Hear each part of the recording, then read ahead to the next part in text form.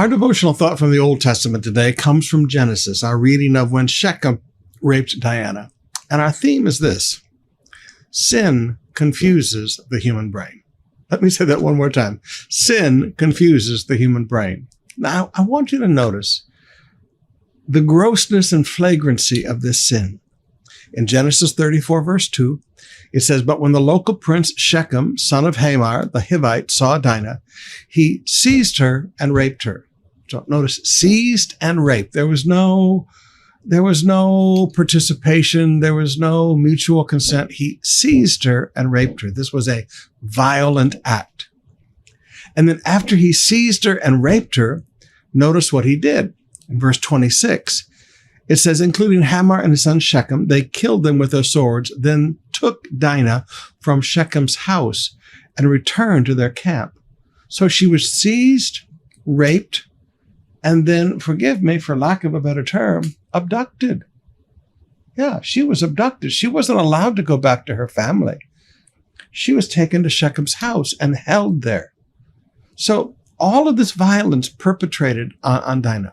She's seized, she's raped, and then she's abducted and held against her will in Shechem's house.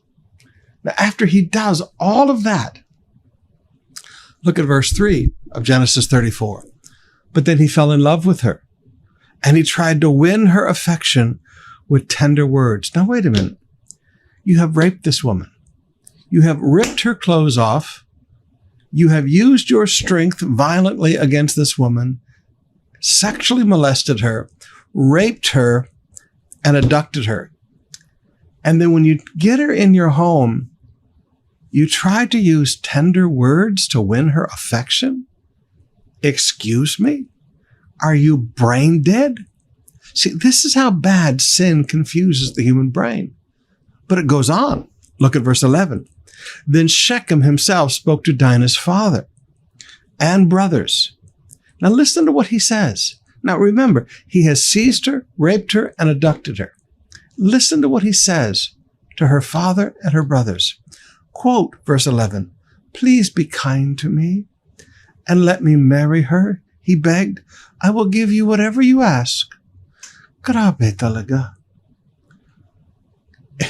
You rape my sister and then you ask me to be kind to you? You rape my daughter and abduct my daughter and then ask me to be kind to you? Maybe I'll make your death a quick one.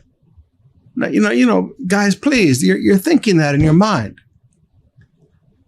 Now, the point I want to make is this. Oftentimes in life, people will do the most horrible things to us. And then in an instant, it's like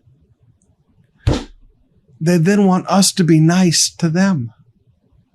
They want us to accept them. They want us to understand them. And we've all gone through this in life, diba? And we're sitting there going, what? Are you brain dead? Sin confuses the human brain.